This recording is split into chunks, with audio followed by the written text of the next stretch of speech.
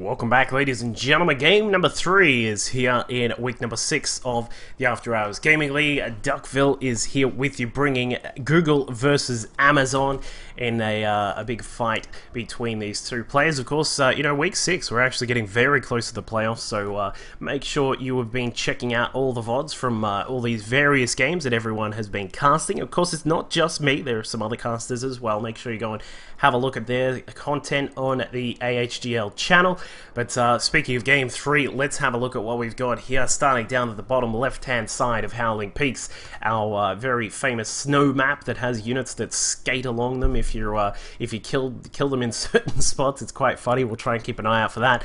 Our blue player for Team Amazon, it is AHGL. AHGL, I think that is. I'll go with that. His opponent up to the top right for Team Google is actually a random player. I think the first random player that I've been able to cast. I'm not exactly sure, but it is Alex.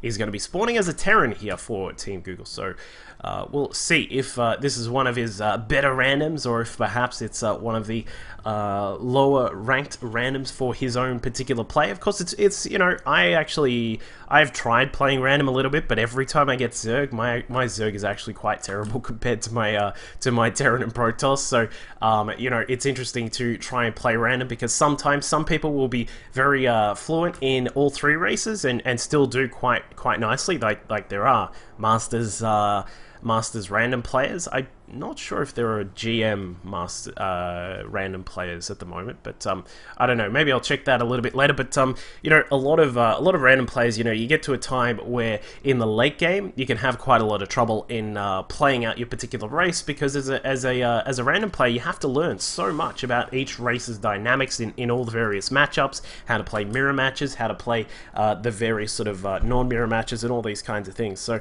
we'll see how good Alex is at this. It looks like he is going for a wall-off very quickly here, actually getting just sort of slowing down his barracks there, unfortunately, which is that may hurt him later on. Let's see how he goes, but he does have, of course, his gas going. AHGL is now up to his orbital command. He's going to drop down a mule, I would presume. Looks like a couple of SCVs coming out to have a fight at the front door of Alex. He is going to have to raise up the depot. Yes, he does get it up just in time. The depot is up and blocks the SCV from coming in. So no real threat of scouting getting in here from AHGL. So Alex has done a good job of just sort of deflecting what he is up to, and throws down a double racks after the first. So he's up to 3 racks extremely quickly here. We'll see how much that plays into what he is going for. It looks like there is going to be a Reaper coming across the map, a second one also in production for AHGL right now. So it looks like he is going to get inside his opponent's main base. Where is that Marine? There are the first 2 Marines are actually outside the main base, so this Reaper is going to get in completely undeflected, and it looks like he's actually going to get 1, 2 kills. He may get a third. Careful micro is needed here. Of course, a lot of players have been saying, Reapers are just very, very good units. If you've got some really good micro, you can keep these guys alive for ages, and it is, a lot of trouble to deal with. So they do have the regen, the combat drugs that regenerates their health after combat. Of course, when they're in combat, it doesn't regen them, but out of combat, it is a really nice little additive to have in there.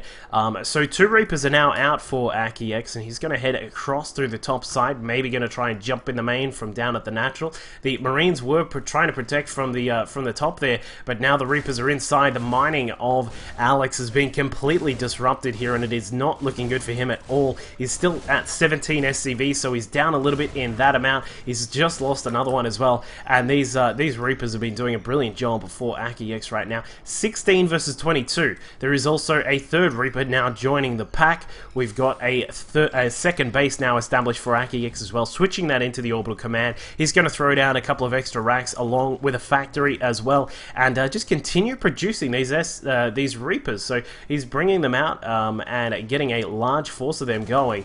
Meanwhile, for Alex, he's got, of course, his 3 barracks up and running. He's producing a couple of Reapers of his own right right now. Perhaps going to try and get some of his own Reaper damage done. His economy still a little bit, he's still struggling a little bit. He's now got a 4th barracks on the way. There is a 2nd gas also coming up. He's now got a total of 5 Reapers here. We'll see what damage they were able to get done. It looks like they will be able to find the Reapers of AHGL, taking down 2 of them and forcing them all back. So the Reaper count of 6 has just gone crazy here for Alex, so he's really adding them into the mix. And of course, these guys, you know, back in the days of Wings of Liberty beta, you would see Reapers in mass against Zerg, but not en masse against Terran. So we'll see what he's able to get done here. Comes in, gets a couple of kills himself.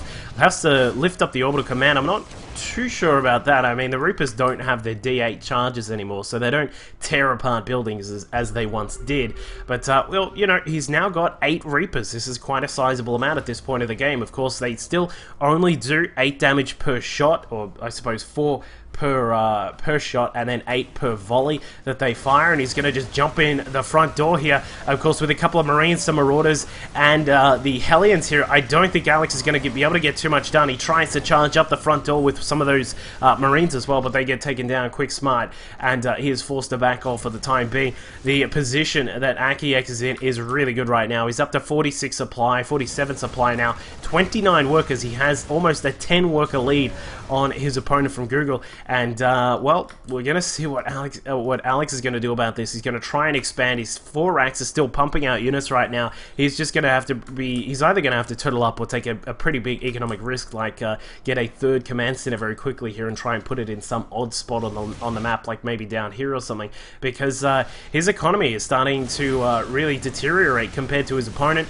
And AHGL has now, of course, got his tech going. We've got the tech lab on the factory done, or just about done. There is a Banshee also on the way, so I think that there is going to be a push coming across from AHGL very soon, and it is going to be quite deadly. I mean, what does Alex have behind this? We've still not got Stim, no combat shields. He does have you know, quite a lot of units starting to come out, but I mean, they're only Reapers. They're, you know, not the greatest defensive units. We're still waiting for Stim to get started. His command center just about to finish here, and he's going to have to plop that down at the natural once that gets out as soon as he can, just so he can get his economy perhaps getting back into a better shape. But I mean, AHGL is going to be coming across. We've got double Marines coming out at a time. We've got Marauders. We've got a tank even about to pop out. This is going to be like the Terran version of a 1-1-1, except it's Marine, Marauder, tank, and, you know, maybe a Banshee. In fact, where is the Banshee? It's just floating across the map right now.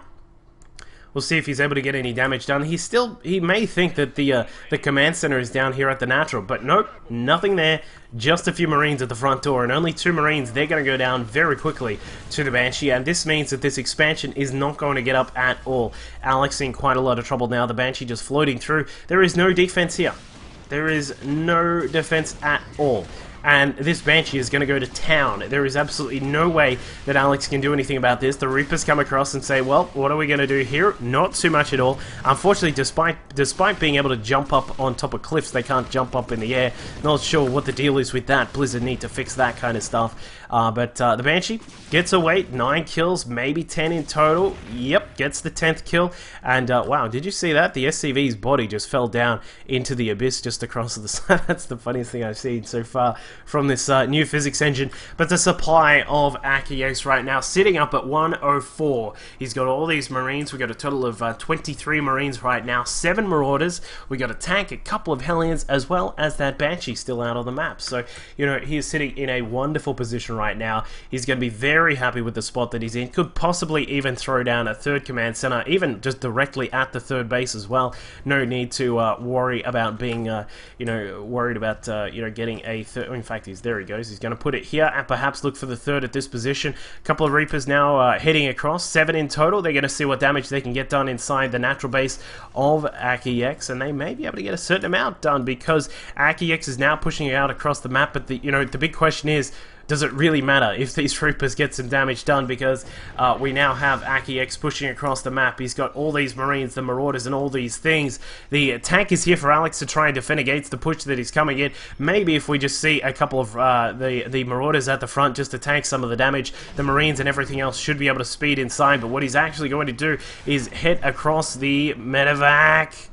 almost, almost going in to a possible suicide there, because there is a Viking out for Alex right now. The Marines and the tank are the only thing that is here to defend against this. Now just going to stim in the heli and actually takes the first shot. A very nice tactic there by AHGL. And with stim activated, there is not much that Alex can do right now. Drops down a mule, says, hello, this is game over. And with the natural base going down in a split second there, I think that we will see a GG coming out of Alex in just a moment, because the Marines are now inside, getting some more damage done. The economy in shambles, unfortunately for Alex. So Amazon is going to take a 2-1 lead here in our big team fight between these two big companies. And it looks like with a final mule drop, Alex is forced to GG. So game number 3 going the way of AHGL here, taking his team to a 2-1 lead. We'll have to go into game number 4 and see if Google can fight back, or if Amazon is going to take a 3-1 victory here in week number 6. So stick around for that. We'll go to that in just a moment.